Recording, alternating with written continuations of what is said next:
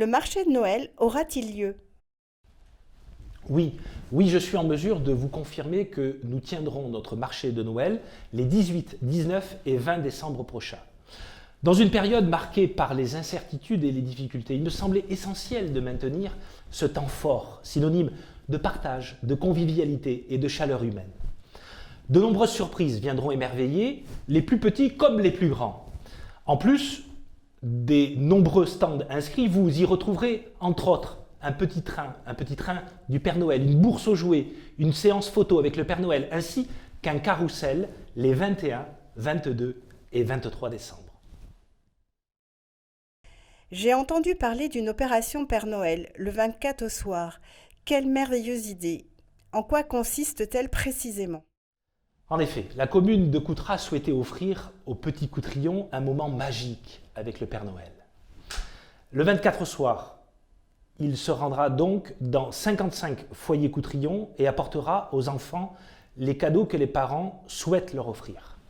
C'est une magnifique opération. Je suis fier que nous la menions au sein de la commune de Coutras. Et j'en profite pour remercier l'ensemble des bénévoles qui participent à cette opération. Merci à eux. Nos commerçants ont souffert des conséquences de la crise sanitaire et beaucoup se trouvent dans des situations financières très difficiles. La ville de Coutras va-t-elle les accompagner? Alors je dis oui. Oui, nous n'abandonnerons pas nos commerçants. Rappelez-vous, en septembre dernier, nous avons créé Articom, une agence publique du commerce et de l'artisanat. Et quelques jours plus tard, nous lancions une opération bon d'achat à hauteur de 15 000 € à dépenser dans nos commerces du centre-ville. Ça a été un succès. Cette opération sera renouvelée pour cette fête de fin d'année sur les marchés les samedis 12, 19 et 26 décembre avec cette fois-ci 7 500 € de bons d'achat. Enfin, afin d'inciter les consommateurs à favoriser les commerces de proximité et de dynamiser le centre-ville, des animations commerciales se tiendront du 22 au 31 décembre. Et puis, un studio d'enregistrement sera installé en mairie depuis lequel un animateur professionnel diffusera les spots publicitaires des commerçants de 9h à 12h et de 14h30 à 18h. Des directs seront également réalisés dans ces commerces. Pour rendre audibles ces animations à un maximum de personnes, les rues commerçantes du centre-ville seront sonorisées à l'aide de haut-parleurs sur l'ensemble du centre-ville de Coutras. Où en est le projet du village des marques? Alors concernant le village des marques, notre volonté de voir naître ce projet de grande ampleur sous Coutras est intacte. Nous sommes désormais dans un temps judiciaire et vous le comprendrez, en raison de la crise sanitaire, nous avons perdu environ 1 an. Mais une réponse devrait nous être apportée dans les prochains mois. La création de pistes cyclables pour relier les habitants de chaque quartier à la gare ou à la mairie est-elle envisageable? Afin de répondre à cet enjeu, une commission composée d'élus et d'agents concernés a été créée voilà maintenant quelques semaines, juste après notre élection. Elle sera chargée de dresser un état des lieux de la commune et de hiérarchiser les secteurs sur lesquels il est nécessaire d'intervenir. L'objectif de cette commission sera certes de proposer des solutions pour que nous puissions réduire la vitesse de certains usagers, mais elle devra aussi également émettre des hypothèses pour que soit davantage donnée la priorité aux piétons et aux cyclistes. À titre d'exemple, les travaux rue Robert Moulin devraient être terminés en 2022 et je souhaite m'inspirer de l'aménagement de cette rue pour l'avenir. Pour revenir à votre idée, moi j'y suis favorable. Cependant, nous recevons beaucoup de demandes relatives à des aménagements de voirie.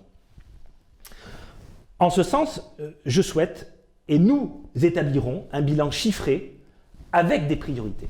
Ce bilan aura un coût et ce coût devra nécessairement être compensé par une augmentation d'impôts. Donc je réfléchis à lancer une grande consultation type référendum pour vous demander votre avis sur ces questions. Avant cela, nous créerons également un sondage sur notre application Coutras ma ville afin que vous vous prononciez sur la tenue de cette consultation. Donc je vous invite à télécharger Coutras ma ville. Je reçois aussi chaque jour de nombreuses propositions d'aménagement qui, selon moi, sont intéressantes. Je souhaite donc être totalement transparent avec vous et indiquer aux Coutrionnes et Coutrions les coûts que pourraient engendrer de telles réalisations.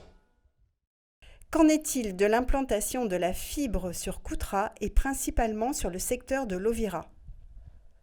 Tout d'abord, l'implantation de la fibre à Coutras ne relève pas des compétences de la mairie, mais du département de la Gironde qui a ensuite délégué cette mission à l'entreprise Gironde Numérique.